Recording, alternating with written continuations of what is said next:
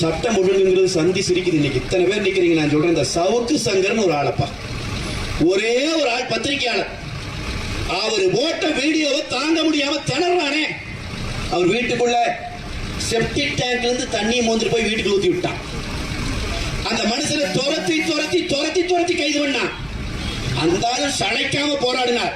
அவரை போலவே பல பேரை கைது பண்ணி போட்டான். கருத்தே சொல்லக்கூடாது, இந்த அரசாங்கம் செய்கிற ஊழல்களை வெளியே பேசக்கூடாது, கைது பண்ணிட்டே இருந்தான். இப்ப அவரு பெரிய அறிவாளி தான். இவன் இந்த வேலை பண்ணிட்டு இருக்கிறான்ட்டு இவன் பண்ண எல்லா அயோக்கியத்தனத்தையும் வீடியோவா பண்ணி அந்த வீடியோவை யாருக்கிட்டயோ கொடுத்துட்டு அவர் இப்ப எங்கேயும் தெரியல, எங்கேயோ போயிட்டார். இப்ப என்ன பண்றா தெரியுங்களா? இந்த வீடியோவை போடுற சேனல் எல்லாம் நானும் போட்டேன், என்னை கூப்பிடல.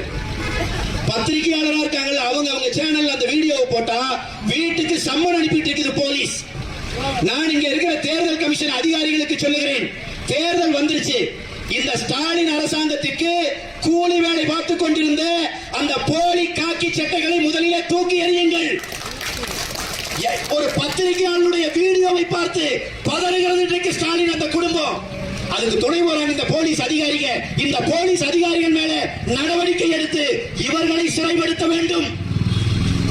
எவனுமே பேசக்கூடாதுங்கிறான், பேசுனா மிரட்டுறான், பேசுனா அவதூறுகளை தூக்கி வீசுறான், பேசுகிறவனை துரத்தி அடிக்கிறான், உயிரை அச்சுறுத்தல் கொடுக்கிறான், ஊருக்குள்ளேயே வசிக்க முடியாம பண்றான். நான் சொல்றேன், இதே சவுக்கு சங்கர் அதிமுக ஆட்சி இருந்த போது எங்களையும் எதிர்த்து பேசியது உண்டு.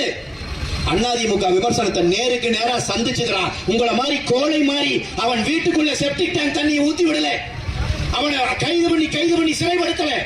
அவர் எங்க இருக்கிறாருன்னே தெரியாம இன்னைக்கு தலைமறைவாகிற வரைக்கும் இந்த காக்கி சட்டைகளை வைத்து மிரட்டல. நல்ல காக்கி சட்டை யாரை மிரட்டணும்? கஞ்சா விக்கிறவனை மிரட்டணும், கள்ளச்சாராயம் விக்கிறவனை மிரட்டி பிடிச்சிருக்கணும். 120 பேரை கொண்டான் கள்ளச்சாராயம் வித்து.